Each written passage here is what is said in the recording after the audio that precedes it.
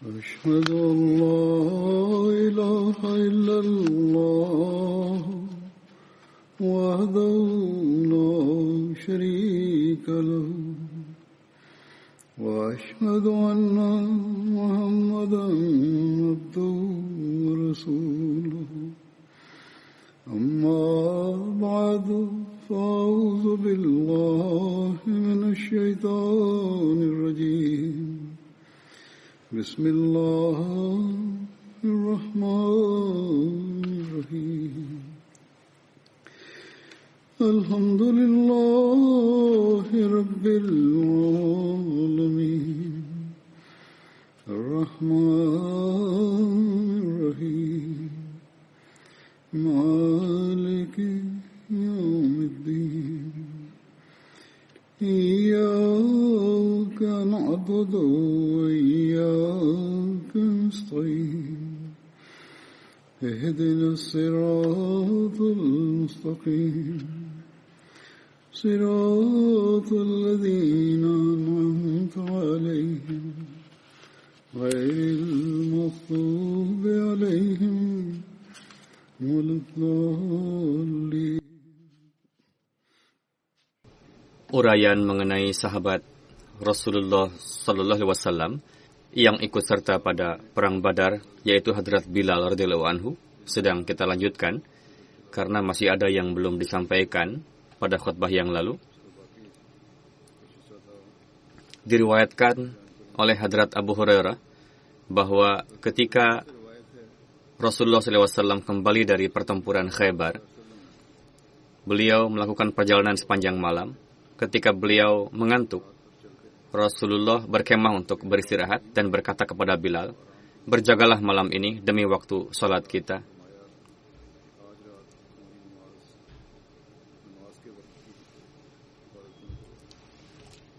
Kemudian Hadrat Bilal berkata, melindungi salat kita berarti melindungi waktu salat dan bangun di saat subuh. Kemudian ketika Hadrat Bilal telah mengatakan ini maka beliau salat seberapa dapat dilakukannya dan terus melakukan nafal di malam hari. Sedang Rasulullah SAW dan para sahabat yang lain tidur.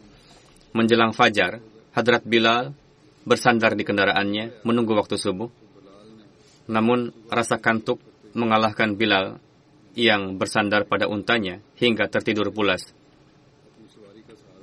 Akhirnya Rasulullah pun tidak sempat bangun pada waktu subuh.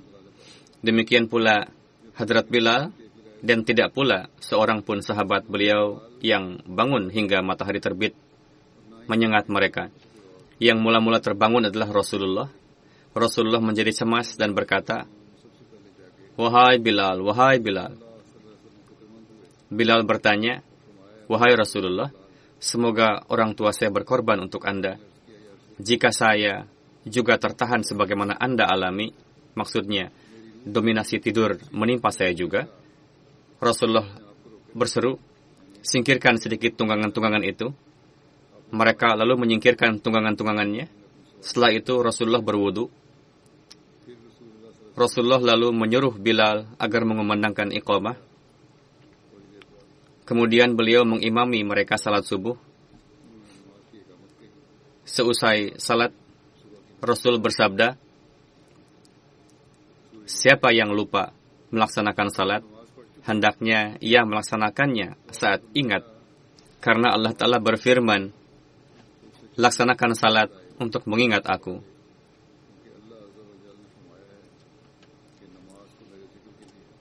Pada hari penaklukan Mekah dan Rasulullah SAW hendak memasuki Ka'bah, Hadrat Bilal pun menyertai beliau. Hadrat Ibni Umar meriwayatkan bahwa Rasulullah SAW datang ke Mekah pada hari penaklukan Mekah dan memanggil Hadrat Utsman bin Talha.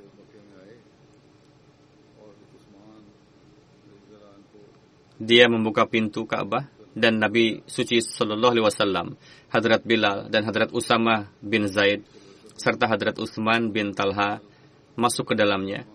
Kemudian pintu ditutup. Mereka tetap di dalamnya sebentar lalu pergi keluar. Hadrat Ibnu Umar biasa mengatakan, saya yang terdepan, dan bertanya kepada Hadrat Bilal, dan dia berkata bahwa Rasulullah SAW telah salat di dalam Ka'bah. Rasulullah SAW sedang salat di dalam Ka'bah. Saya bertanya, di mana beliau salatnya? Bilal berkata, di antara pilar-pilar ini. Hadrat Ibnu Umar sering berkata, saya lupa untuk menanyakan kepada Bilal berapa rakaat beliau salat. Di masa kemudian, Hadrat Bilal biasa menceritakan kepada orang-orang di tempat yang mana Rasulullah SAW salat di dalam Ka'bah. Diriwayatkan dari Ibni Abi Mulaika bahwa pada hari penaklukan Mekah, Rasulullah SAW memerintahkan Hadrat Bilal untuk azan di atap Ka'bah, dan Bilal pun mengumandangkan azan di atap Ka'bah. Hadrat Khalifatul Masih yang kedua, berkenaan dengan penaklukan Mekah dan mengenai Hadrat Bilal, beliau bersabda, Hadrat Abbas radhiyallahu anhu datang ke pertemuan Nabi Sallallahu Alaihi Wasallam dengan membawa Abu Sufyan, dan Rasulullah melihat Abu Sufyan. Beliau bersabda, celakalah kamu. Apakah kamu masih tidak percaya bahwa Tuhan itu Esa? Abu Sufyan berkata, mengapa tidak percaya? Sekarang saya yakin bahwa andai kata ada sesuatu yang lain patut disembah, kami tentu telah mendapat pertolongan dari dia menghadapi Anda. Beliau selesai bersabda, celakalah kamu. Apakah kamu masih tidak percaya bahwa Muhammad adalah utusan Allah? Dia mengatakan bahwa dia belum yakin tentang itu. Hadrat Abbas berkata kepada Abu Sufyan, ambillah baiat kepada Nabi. Pada saat ini, kamu dan orang-orang kamu akan diselamatkan. Abu Sufyan berkata, baiklah, akan saya lakukan. Di kesempatan itu, dia berbaiat seperti sedemikian rupa yang menurut pengakuannya bukan berbaiat dari hati, tetapi kemudian dia menjadi seorang yang benar-benar Muslim. Setelah Abu Sufyan baiat, Abbas mulai berkata, sekarang mintalah untuk bangsamu. Ini kaum Quraisy Mekah atau bangsamu akan hancur selamanya. Hati para muhajirin cemas pada saat itu. Mereka adalah penduduk Mekah dan mereka mengira kehormatan Mekah akan habis. Kehormatan Mekah tidak akan tersisa lagi. Meskipun mereka telah mengalami kekejaman yang luar biasa di Mekah dulu, mereka pun berdoa untuk kedamaian. Tapi kaum Ansar lebih antusias dari kaum muhajirin. Muhammad Rasulullah SAW bersabda kepada Abu Sufyan, sampaikan apa yang menjadi keinginan engkau. Ia menjawab, wahai Rasulullah, apakah Anda tidak akan menyayangi kaum Anda sendiri? Sudah jelas bahwa Anda amat pengasih dan begitu mulianya. Saya adalah kerabat Anda, bersaudara dengan Anda, dan saya juga seorang yang dihargai karena saya sekarang juga telah menjadi seorang Muslim. Rasul bersabda, baiklah, pergilah dan umumkan di Mekah bahwa siapapun yang berada di rumah Abu Sufyan akan diampuni. Ia mengatakan, wahai Rasulullah, rumah saya hanya memuat sedikit orang, terlalu kecil jika dibandingkan kota yang besar ini, sehingga sedikit orang yang mendapatkan keamanan nantinya. Rasulullah bersabda, baiklah, pergi dan umumkanlah, siapapun yang datang ke Ka'bah dan membuang senjata mereka, maka dia pun akan mendapatkan keamanan. Abu Sufyan menjawab, wahai Rasulullah, di sekitar Ka'bah juga merupakan tempat yang kecil, sehingga hanya memuat sedikit orang. Kemudian masih banyak yang belum tertampung. Beliau bersabda, baiklah, siapapun yang menutup pintu rumahnya masing-masing, maka akan terlindungi. Dia mengatakan, wahai Rasulullah, bagaimana dengan orang-orang yang tidak sedang di rumah? Mereka yang ada di jalan, mereka akan dibunuh. Rasulullah menjawab, baiklah. Rasul menyuruh mempersiapkan sebuah bendera dan bersabda, ini adalah bendera Bilal radhiyallahu anhu. Kemudian Rasul memberikannya kepada Abu Ruwaihah, yang merupakan seorang sahabat. Rasulullah ingat saat kaum muhajirin Ansar di Madinah satu sama lain membuat persaudaraan, maka Rasulullah jadikan Bilal saudara dari Abu Hurairah. Mungkin Bilal sedang tidak ada pada saat itu, atau mungkin ada kepentingan lain. Pada intinya, beliau membuatkan panji Bilal dan memberikannya kepada Abu Hurairah, seorang kaum Ansar, dan Nabi SAW bersabda, ini adalah bendera Bilal, bawalah ini dan berdirilah di pojok kota dan umumkanlah. Siapa saja yang berdiri di bawah bendera Bilal akan dilindungi. Abu Sufyan mengatakan, bagus, sekarang sudah mencukupi, maka akan dilindungi. Izinkanlah saya untuk mengumumkannya. Beliau bersabda, pergilah, sekarang kabarkan kepada para panglima Anda, yakni kaum Quraisy Mekah, supaya meletakkan senjata mereka. Tidak usah difikirkan apakah kabar ini sampai ataukah tidak. Dengan rasa gentar, Abu Sufyan memasuki Mekah dan mengumumkan, hendaknya masing-masing orang menutup pintu rumahnya dan tidak ada seorang pun yang berkeliaran di luar rumah. Buanglah senjata kalian masing-masing, pergilah ke bawah naungan Ka'bah, dan di sana nanti ada bendera Bilal. Pergilah di bawah benderanya, maka semuanya akan terlindungi. Beberapa waktu kemudian orang-orang menutup pintu rumahnya masing-masing, sebagian lagi mulai pergi ke Ka'bah dan orang-orang meletakkan senjata mereka masing-masing. Beberapa waktu kemudian laskar Islam mulai memasuki kota Mekah dan orang-orang mulai berkumpul di bawah bendera Hadrat Bilal. Hadrat Muslim Ma'ud menguraikan mengenai aspek yang terbesar dari peristiwa Fatah Mekah itu adalah tentang bendera Bilal. Rasul yang mulia SAW telah menetapkan bendera Bilal sebagai standar patokan. Dan beliau SAW bersabda, siapapun yang berada di bawah bendera Bilal akan aman. Padahal pemimpin semua pasukan muslim itu adalah Muhammad Rasulullah SAW. Namun di pihak Rasulullah sendiri tidak terdapat bendera yang beliau kibarkan. Setelah beliau, ada tokoh yang banyak berkorban, yaitu Hadrat Abu Bakar. Namun pada beliau juga tidak terdapat bendera. Pemimpin kalangan muslim setelah Abu Bakar adalah Hadrat Umar. Namun pada beliau juga tidak terdapat bendera. Setelah itu ada Hadrat Utsman yang relatif diterima semua kalangan dan juga menantu Nabi SAW. Namun pada beliau pun tidak terdapat bendera. Setelah beliau ada Hadrat Ali, merupakan saudara sepupu Nabi dan juga menantu beliau. Tetapi tidak ada bendera yang dibuat juga untuk Hadrat Ali. Setelah itu Abdurrahman bin Auf yang mengenainya Rasulullah pernah bersabda, selama ia masih hidup, tidak akan terjadi perselisihan di antara umat muslim. Namun pada beliau juga tidak terdapat bendera. Selanjutnya ialah Abbas, paman beliau SAW, orang yang Rasulullah tidak merahasiakan sesuatu kepadanya, dan orang yang biasa berbicara dengan bangga di depan beliau. Namun pada beliau juga tidak terdapat bendera. Selanjutnya ialah semua pemuka muslim dan kaum awam di kalangan muslim juga ada. Khalid bin Walid yang merupakan salah seorang komandan dan anak seorang panglima di sana juga tidak terdapat bendera pada beliau. Amr bin As juga seorang putra panglima, bahkan putra seorang panglima besar, namun pada beliau juga tidak terdapat bendera. Hadrat Rasulullah telah menetapkan jika harus ada bendera, maka itu adalah bendera Hadrat Bilal. Apa sebabnya? Sebabnya adalah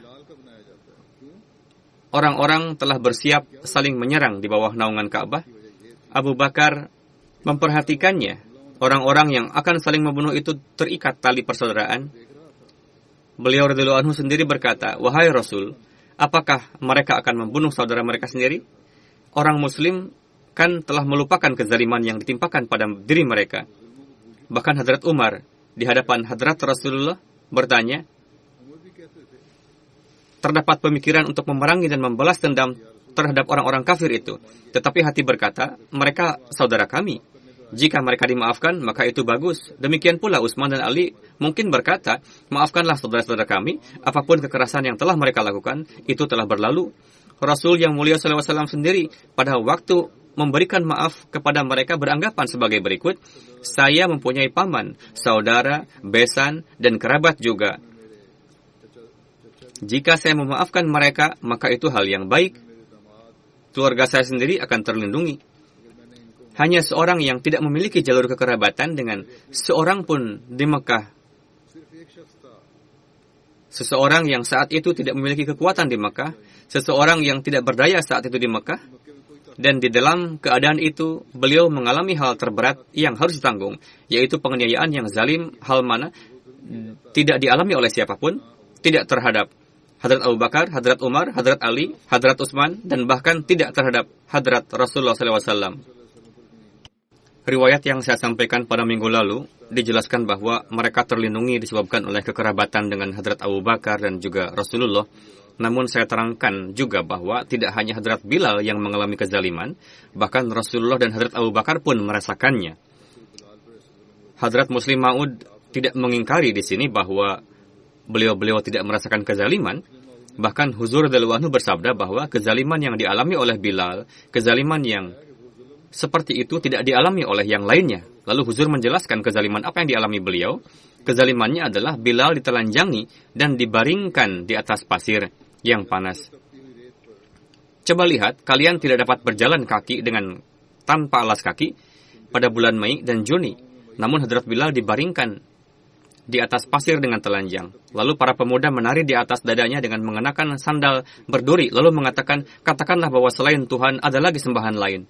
Katakanlah bahwa Muhammad Rasulullah adalah pendusta. Lalu Hadrat Bilal dalam bahasa Habsyi berkata, Ashadu an la ilaha illallah. Ashadu an la ilaha illallah. Hadrat Bilal memberikan jawaban bahwa seberapa besar pun kezaliman yang kamu lakukan terhadapku, ketika aku menyaksikan bahwa Tuhan itu satu, bagaimana mungkin aku mengatakan dua? Dan ketika aku mengetahui bahwa Muhammad Rasulullah SAW adalah Rasul Allah yang benar, maka bagaimana mungkin aku mengatakan beliau sebagai pendusta? Atas hal itu, mereka semakin menyiksa Hadrat Bilal.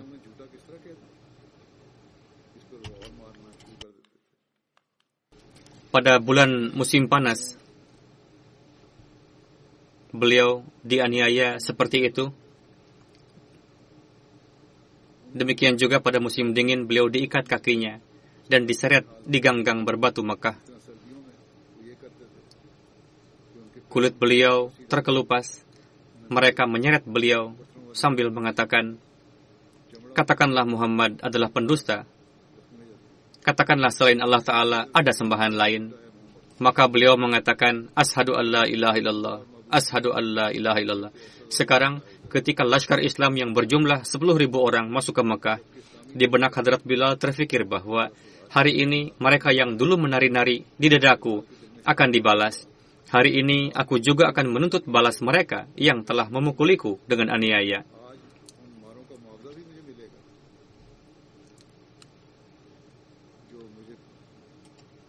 Namun ketika Rasulullah SAW bersabda bahwa siapa saja yang masuk ke rumah Abu Sufyan akan dimaafkan. Siapa saja yang masuk ke dalam Ka'bah, mereka akan dimaafkan. Siapa yang membuang senjatanya akan dimaafkan. Siapa saja yang mengunci pintunya akan dimaafkan. Maka mungkin timbul pemikiran di benak Hadrat Bilal bahwa ini berarti bahwa semua saudara mereka dimaafkan. Dan artinya berbuat baik kepada orang-orang kafir itu. Tapi saya masih belum membalas mereka. Rasulullah melihat bahwa hari ini hanya ada satu orang yang bisa tersakiti disebabkan oleh pemberian maaf beliau sallallahu alaihi wasallam, dan itu adalah Hadrat Bilal. Karena mereka yang beliau maafkan itu bukanlah kerabat Hadrat Bilal. Tidak ada yang tersakiti pada saat itu selain Hadrat Bilal.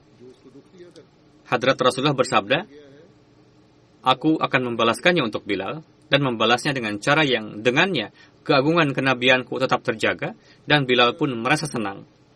Beliau SAW bersabda, tegakkanlah bendera Bilal, dan para pemimpin Mekah yang biasa menari-nari di atas dada Bilal dengan mengenakan sepatu mereka, dan yang biasa mengikat kakinya dengan tali, lalu menyeretnya, dan yang biasa membaringkannya di atas pasir yang panas, katakanlah kepada mereka bahwa jika kalian ingin menyelamatkan nyawa anak dan istri kalian, maka kalian harus berada di bawah bendera Bilal.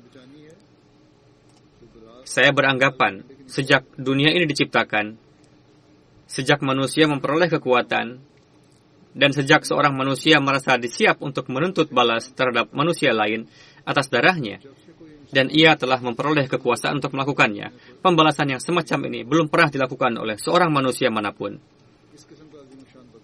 Ketika bendera Hadrat Bilal ditancapkan di lapangan di depan Ka'bah, ketika para pemimpin Arab yang dulu biasa menggilas beliau dengan kaki mereka dan mengancam, kamu akan mengatakan Muhammad SAW adalah pendusta atau tidak? Dan sekarang ketika situasi telah berubah, mereka berlari-lari dengan memegang tangan anak istri mereka dan membawanya ke bawah bendera Hadrat Bilal supaya nyawa mereka diselamatkan. Maka pada waktu itu, betapa hati dan jiwa Hadrat Bilal rela berkorban untuk Muhammad Rasulullah Sallallahu Alaihi Wasallam.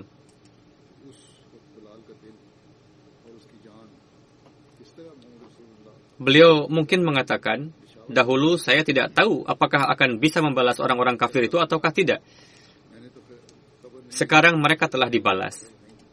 Setiap orang yang sepatunya telah menginjak-injak dadaku, mereka telah menundukkan kepada mereka di sepatuku.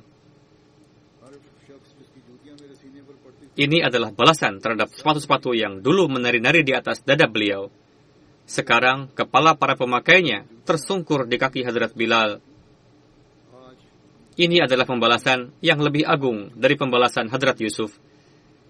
Karena Hadrat Yusuf telah memaafkan saudara-saudara beliau alaihissalam demi ayah beliau alaihissalam. Pemberian maaf ini dilakukan demi ayah beliau dan terhadap saudara-saudara beliau sendiri. Sedangkan Muhammad sallallahu alaihi wasallam telah memaafkan paman-paman dan saudara-saudara beliau dengan perantaraan sepatu seorang budak. Sungguh pembalasan Yusuf alaihissalam tidak memiliki kedudukan dibandingkan dengan pembalasan Hadrat Rasulullah SAW. Kutipan yang pertama adalah dari Sere Ruhani. Peristiwa ini juga secara singkat dijelaskan dalam pengantar tafsir Al-Quran. Mengapa saya sampaikan ini? Karena beberapa orang menulis bahwa Hadrat Khalifatul Masih kedua bersabda demikian di tempat ini. Tidak ada perbedaan pada kedua penjelasan tersebut, selain bahwa yang satu terperinci dan yang lainnya dijelaskan secara singkat. Beberapa orang menandai banyak poin-poin dan mulai membuat perbedaan, padahal secara kronologis dan kesimpulannya sama saja sebetulnya. Singkatnya, yang dijelaskan dalam pengantar tafsir Al-Quran adalah sebagai berikut. Abu Sufyan berkata, "Wahai Rasulullah, jika kaum Mekah tidak mengangkat pedang, apakah mereka akan aman?" Rasul bersabda, "Ya, setiap orang yang menutup pintu rumahnya akan aman." Hadrat Abbas radhiyallahu anhu berkata, "Wahai Rasulullah, Abu Sufyan adalah seseorang yang bangga akan dirinya." Maksudnya, ia ingin diberikan suatu sarana untuk kehormatan dirinya. Ini adalah poin tambahan mengenai Hadrat Abbas. Beliau bersabda, "Baiklah, siapa saja yang masuk ke rumah Abu Sufyan akan dilindungi. Siapa saja yang masuk ke Ka'bah, mereka pun akan dilindungi. Mereka yang meletakkan senjatanya akan dilindungi. Mereka yang menutup pintunya dan diam di rumah akan dilindungi. Mereka yang masuk ke rumah Hakim bin Hizam akan dilindungi." Setelah itu, Abi Ruwaihah radhiyallahu anhu yang telah Rasulullah SAW persaudarakan dengan Hadrat Bilal, budak dari Habsyi, berkenaan dengan beliau, Rasul bersabda, "Sekarang kami serahkan bendera kami kepada Abu Ruwaihah. Siapa saja yang berdiri di bawah bendera itu, kami tidak akan mengatakan apapun terhadapnya." Dan Rasulullah memerintahkan kepada Hadrat Bilal, "Seiring dengan itu, umumkanlah olehmu bahwa siapa saja yang berada di bawah bendera Abu Ruwaihah akan diberikan keamanan." Ini adalah poin tambahan. Di sini Hadrat Bilal memberikan pengumuman seiring dengan itu. Dalam perintah ini terdapat hikmah yang sangat halus. Orang-orang Mekah biasa mengikat kaki Hadrat Bilal dan menyeret beliau di jalanan. Gang-gang Mekah dan tanah Mekah bukanlah tempat yang aman bagi Hadrat Bilal. Bahkan tempat penderitaan, penistaan, dan pencemoohan. Rasulullah SAW berpemikiran bahwa hari ini rasa dendam di hati Hadrat Bilal begitu besar. Pembalasan atas dendam seorang sahabat yang setia ini pun sangatlah penting, namun penting juga supaya pembalasan ini sesuai dengan ajaran Islam. Alhasil, Rasulullah tidak melaksanakan pembalasan untuk Hadrat Bilal tersebut dengan cara menebas leher-leher musuhnya dengan pedang, melainkan dengan memberikan sebuah bendera ke tangan saudaranya dan menegakkannya, dan menugaskan Hadrat Bilal untuk mengumumkan bahwa siapa saja yang berada di bawah bendera saudaraku, ia akan dilindungi. Begitu agungnya pembalasan ini. Alangkah indahnya pembalasan ini. Ketika Hadrat Bilal dengan suara yang tinggi mengumumkan bahwa, "Wahai penduduk Mekah, marilah berdiri di bawah bendera saudaraku, kalian akan diberikan keamanan." Maka hati beliau dengan sendirinya menjadi kosong dari rasa dendam. Beliau merasa bahwa pembalasan yang telah ditetapkan oleh Rasulullah untuk beliau, tidak mungkin ada pembalasan yang lebih agung dan lebih indah dari itu.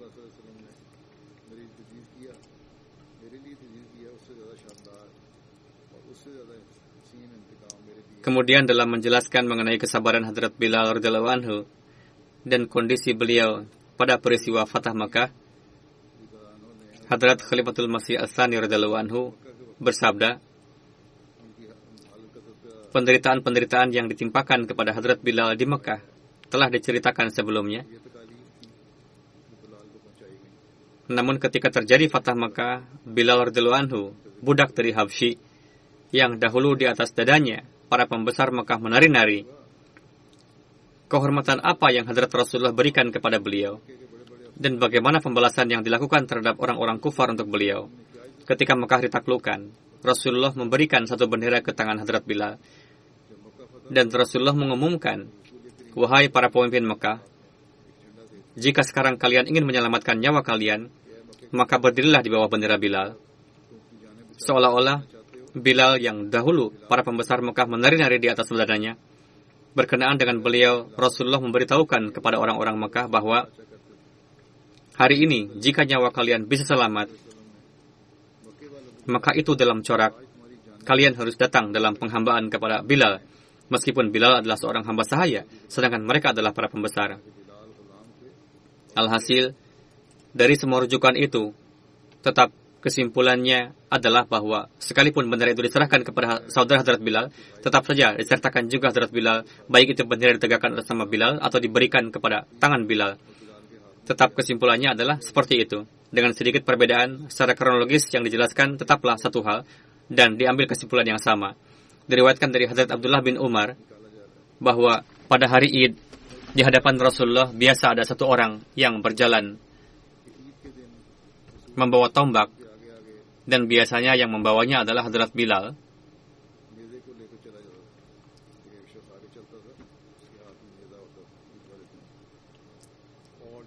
Muhammad bin Umar meriwayatkan bahwa Hadrat Bilal menancapkan tombak itu di hadapan Rasulullah. Pada masa itu, tempat pelaksanaan Id adalah di lapangan terbuka. Terdapat satu riwayat bahwa Raja Najasyi dari Habsyah mengirimkan 3 tombak kepada Rasulullah SAW sebagai hadiah. 1 disimpan oleh Rasulullah SAW, 1 diberikan kepada Hadrat Ali bin Abi Thalib, dan 1 lagi diberikan kepada Hadrat Umar bin Khattab. Hadrat Bilal radhiyallahu anhu membawa tombak yang Rasulullah SAW simpan untuk diri beliau sendiri tersebut dan berjalan-jalan di hadapan Rasulullah hingga beliau menancapkan tombak tersebut di hadapan Rasulullah dan beliau salat menghadap ke arah tombak tersebut. Demikian juga setelah kewafatan Hadrat Rasulullah, Hadrat Bilal berjalan di hadapan Hadrat Abu Bakar sambil membawa tombak tersebut.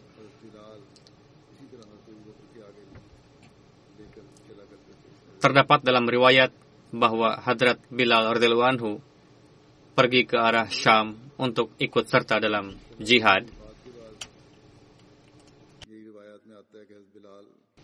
Diriwayatkan bahwa setelah kewafatan Hadrat Rasulullah sallallahu alaihi wasallam, Hadrat Bilal datang ke hadapan Hadrat Abu Bakar dan mengatakan, "Wahai Khalifah Rasul, saya mendengar Rasulullah sallallahu alaihi wasallam bersabda bahwa amalan seorang mukmin yang paling mulia adalah berjihad di jalan Allah." Hadrat Abu Bakar mengatakan, "Wahai Bilal, apa yang kamu inginkan?"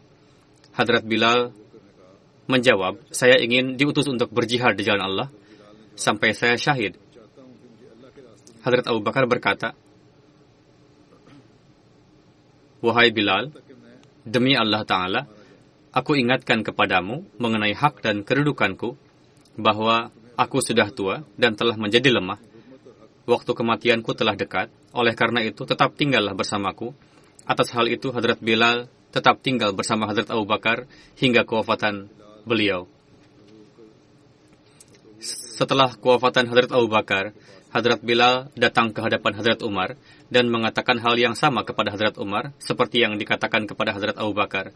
Hadrat Umar juga memberikan jawaban yang sama seperti yang disampaikan oleh Hadrat Abu Bakar, namun beliau tidak menuruti. Hadrat Bilal bersikeras untuk pergi berjihad dan beliau memohon dengan sangat ke hadapan Hadrat Umar untuk hal tersebut. Hadrat Umar bersabda kepada beliau, "Setelah engkau, kepada siapa aku akan berikan tanggung jawab untuk mengumandangkan azan?" Hadrat Bilal menjawab, "Kepada Hadrat Sa'ad, karena beliau pernah mengumandangkan azan di zaman Rasulullah SAW."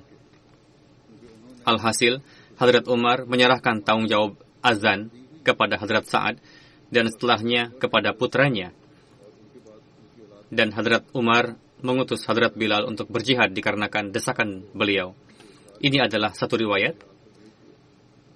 Dan Dalam satu riwayat lainnya disebutkan juga percakapan yang terjadi antara Hadrat Bilal dan Hadrat Abu Bakar mengenai azan, bahwa Musa bin Muhammad meriwayatkan dari ayahnya bahwa ketika Rasulullah SAW wafat, Hadrat Bilal saat itu mengumandangkan azan, yakni sebelum jenazah Rasulullah dimakamkan. Ketika Hadrat Bilal mengucapkan Ashhadu anna Muhammadar Rasulullah, lidah beliau berucap ashadu, maka orang-orang yang berada di masjid saat itu menangis dahsyat.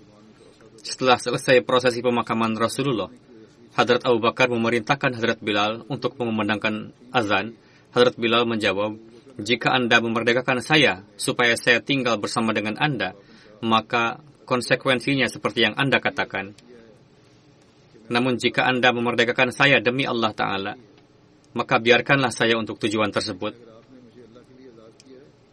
Hadrat Abu Bakar berkata, saya merdekakan kamu demi Allah Ta'ala. Hadrat Bilal berkata, pasca kewafatan Rasulullah, saya tidak akan mengumandangkan azan untuk siapapun. Hadrat Abu Bakar berkata, itu terserah Anda. Setelah itu, Hadrat Bilal tetap tinggal di Madinah hingga berangkatnya Laskar ke Syam pada zaman Hadrat Umar. Hadrat Bilal pun berangkat ke Syam bersama dengan Laskar.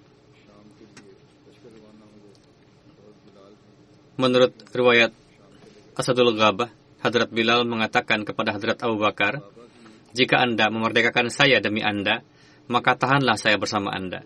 Namun jika Anda memerdekakan saya demi Allah, maka biarkanlah saya berjihad di jalan Allah. Hadrat Abu Bakar bersabda, pergilah. Lalu Hadrat Bilal berangkat ke Syam dan menetap di sana hingga wafat. Dalam kebanyakan riwayat, dinyatakan bahwa Hadrat Bilal tidaklah berangkat pada zaman Hadrat Abu Bakar, melainkan pada zaman Hadrat Umar. Berdasarkan satu riwayat, pasca kewafatan Rasulullah, Hadrat Bilal terus mengumandangkan azan pada zaman Hadrat Abu Bakar. Dalam satu riwayat diterangkan, suatu ketika Hadrat Bilal melihat Rasulullah dalam mimpi, di mana Rasulullah bersabda kepada Hadrat Bilal, wahai Bilal, betapa keras hatimu. Apakah masih belum tiba saatnya bagimu untuk berziarah kepadaku? Hadrat Bilal terbangun dalam keadaan yang sangat gelisah, dan itu terjadi di Syam. Lalu beliau berkendara menuju Madinah untuk hadir di Raudhah Rasulullah, lalu dengan menangis dahsyat di sana dan merintih. Tidak lama kemudian datanglah Hadrat Hasan dan Husain. Hadrat Bilal mencium dan memeluk mereka berdua. Hadrat Husain berkata, kami ingin supaya Anda mengumandangkan azan pada waktu subuh nanti. Lalu Hadrat Bilal menaiki atap masjid. Ketika Hadrat Bilal mengumandangkan Allahu Akbar, Allahu Akbar, perawi mengatakan, Madinah bergetar. Ketika beliau mengucapkan Asyhadu an la ilaha illallah, semakin berguncang lagi. Orang-orang terjaga seketika, dan ketika mengucapkan Asyhadu anna Muhammadar Rasulullah, para wanita muncul dari kamarnya. Perawi mengatakan, sejak saat itu jumlah pria dan wanita yang menangis tidaklah lebih banyak dari hari itu. Azan tersebut mengingatkan pada zaman Rasulullah dan orang-orang menjadi sedih karenanya.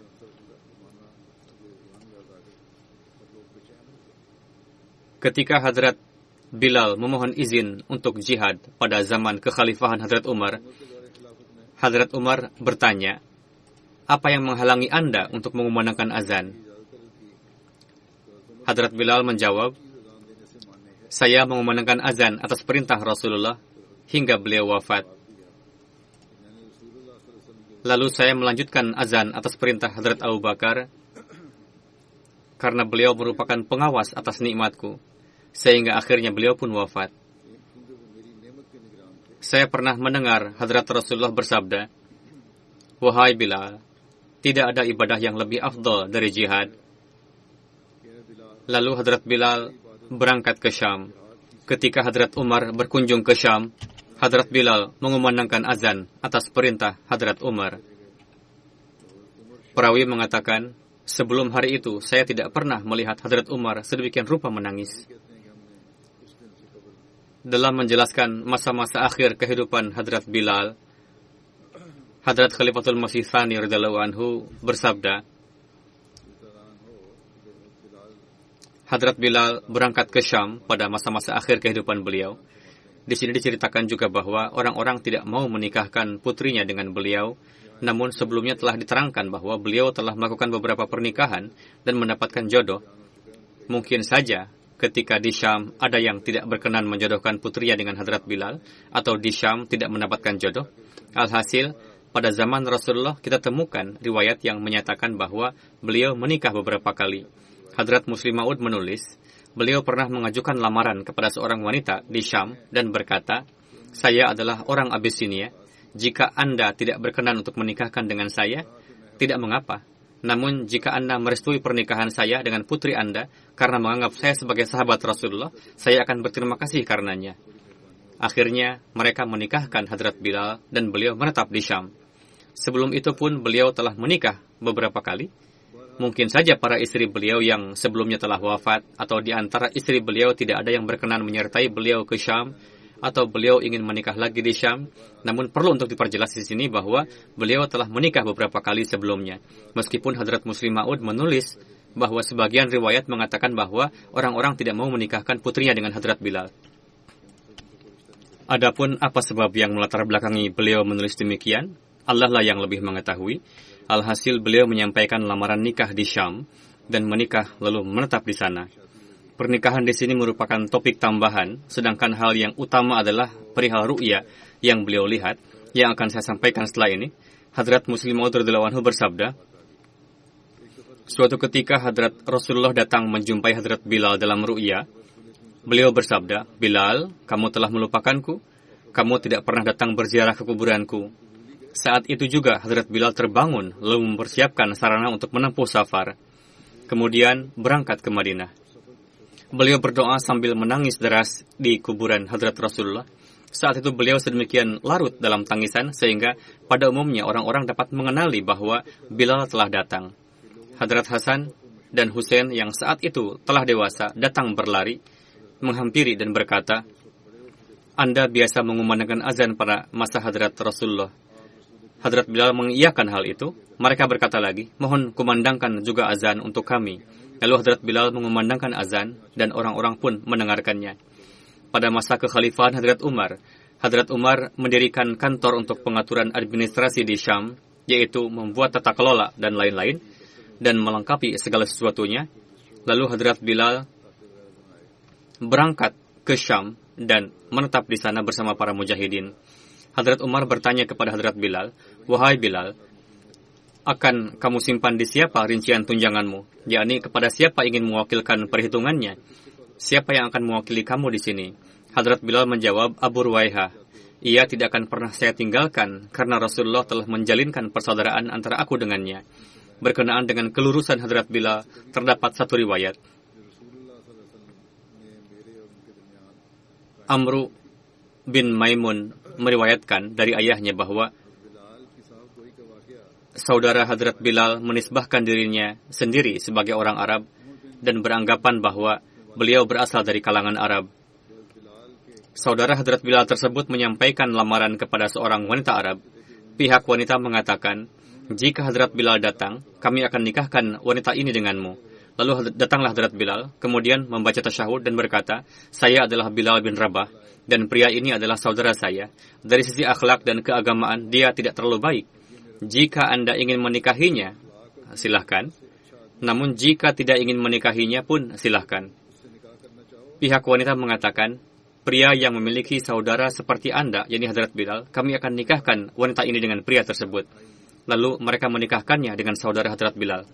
Zaid bin Aslam meriwayatkan, Banu Abu Bukair datang ke hadapan Rasulullah, mengatakan, "Wahai Rasulullah, mohon kiranya berkenan menikahkan saudari kami dengan si Fulan." Rasul bersabda, "Bagaimana Bilal dalam pandanganmu?" Lalu mereka datang lagi dan berkata, "Wahai Rasulullah, mohon kiranya berkenan menikahkan saudari kami dengan si Fulan." Rasul bersabda, "Bagaimana Bilal dalam pandangan kalian?" Mereka datang lagi untuk yang ketiga kalinya. Setelah menolak dan pergi lagi, mereka berkata, "Wahai Rasulullah, mohon kiranya berkenan menikahkan saudari kami dengan si Fulan." Rasul bersabda, "Bagaimana Bilal dalam pandangan kalian? Bagaimana menurut kalian orang yang termasuk ke dalam calon ahli surga?" Perawi berkata, lalu akhirnya mereka mengizinkan saudarinya menikah dengan Hadrat Bilal. Rujukan sebelumnya yang saya sebutkan bahwa Hadrat Muslim Maud radhiyallahu anhu menulis bahwa sebelum itu beliau tidak melakukan nikah beberapa kali. Mungkin berdasarkan suatu latar belakang, atau mungkin juga sebelum itu beliau telah menikah beberapa kali, dan riwayat ini pun termasuk salah satunya. Hadrat Mirza Bashir Ahmad menulis, suatu hari pada masa kekhalifahan Hadrat Umar, dia, Abu Sufyan, dan beberapa pemuka Mekah yang masuk Islam pada peristiwa Fatah Mekah datang untuk mulakat dengan Hadrat Umar.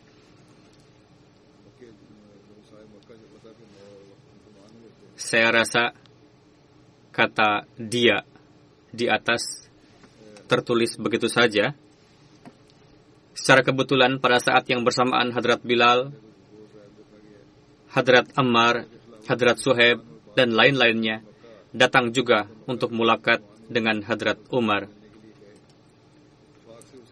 Mereka adalah mantan budak belian yang sangat miskin, namun termasuk di antara orang-orang yang baiat pada awal Islam. Ketika dikabarkan kepada Hadrat Umar, beliau memanggil Hadrat Bilal dan kawan-kawannya untuk mulakat lebih dulu dari rombongan para tokoh. Abu Sufyan yang saat itu sedikit banyak masih menyimpan aliran darah jahiliyah, ketika melihat pemandangan itu langsung terbakar emosi dan berkata, kita terpaksa harus mengalami kehinaan untuk menunggu para budak belian ini selesai melakukan mulakat. Suhail langsung meresponnya dengan berkata, siapa yang salah kalau begitu? Muhammad SAW sebelum ini telah menyeru kita kepada Tuhan, namun para budak belian ini lebih dulu dari kita dalam menerima seruannya, sedangkan kita berlambat-lambatan. Dengan begitu, apakah mereka tidak layak mendapatkan kemuliaan ini lebih dari kita? Dalam menjelaskan kisah tersebut dan ketinggian maqam Hadrat Bilal radhiyallahu anhu, Hadrat Muslim Maud radhiyallahu anhu bersabda,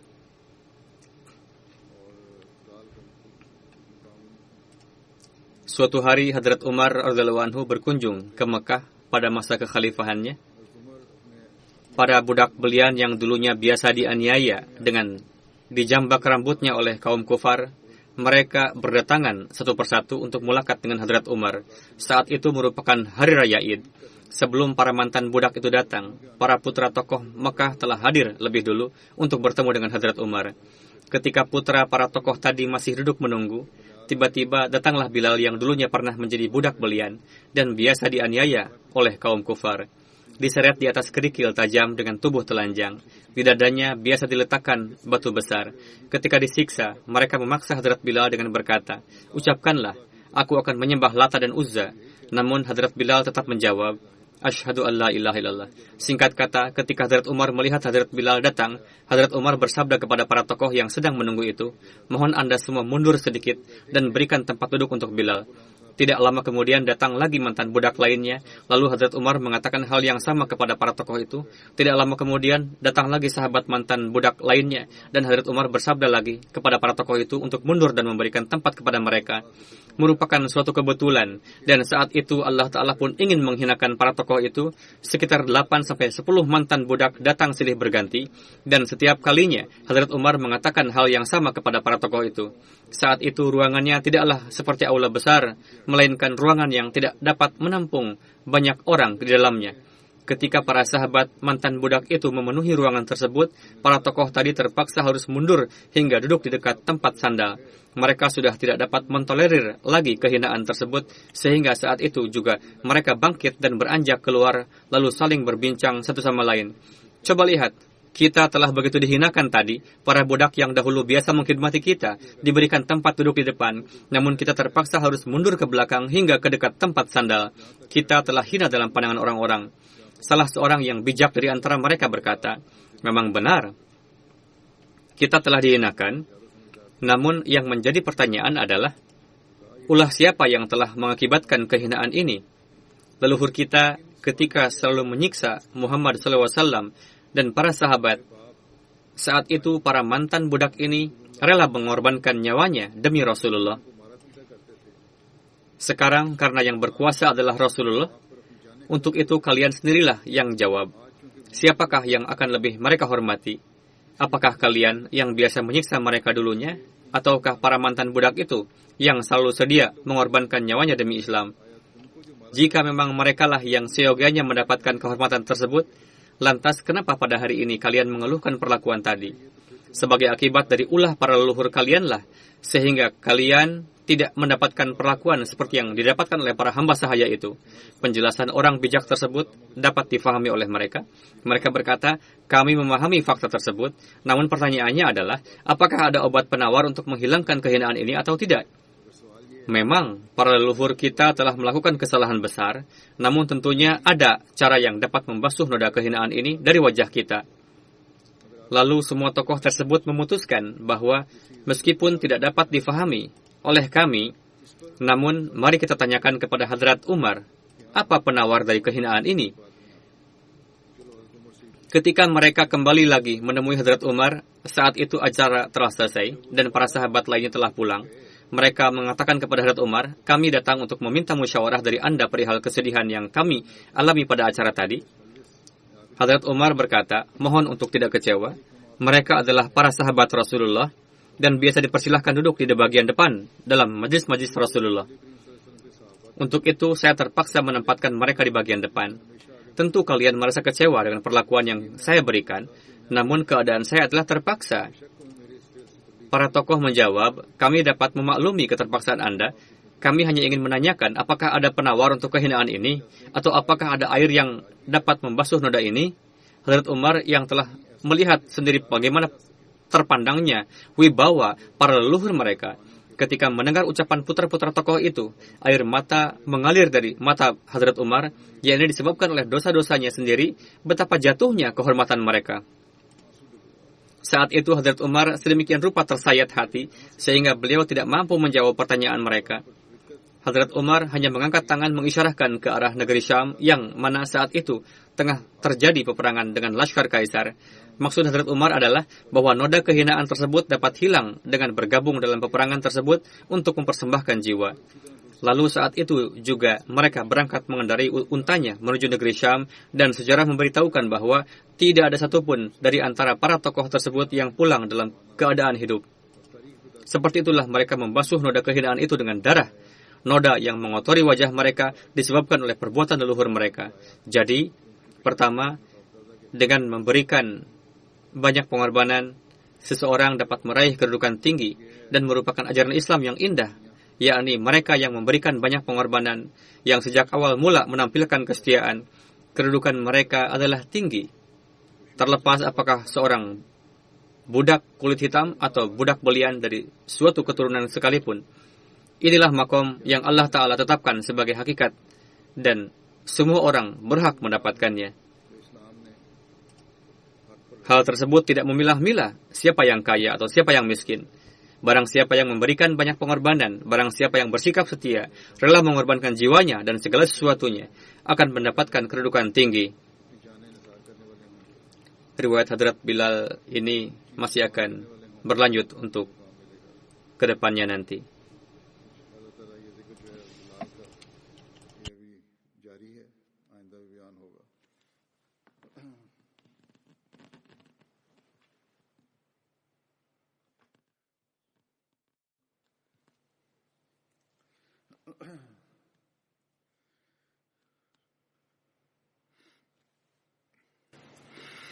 Alhamdulillah, nahmaduhu wa nasta'inuhu wa nastaghfiruhu wa nu'minu bihi wa natawakkalu alayhi wa na'udzu billahi min shururi anfusina wa min sayyiati a'malina. من يهده الله فلا مضل له ومن يضلل فلا هادي له ونشهد أن لا إله إلا الله ونشهد أن محمدا عبده ورسوله عباد الله رحمكم الله إن الله يأمر بالعدل والإحسان وإيتاء ذي القربى وينهى عن الفحشاء والمنكر والبغي يعظكم لعلكم تذكرون اذكروا الله يذكركم وادعوه يستجب لكم ولذكر الله أكبر.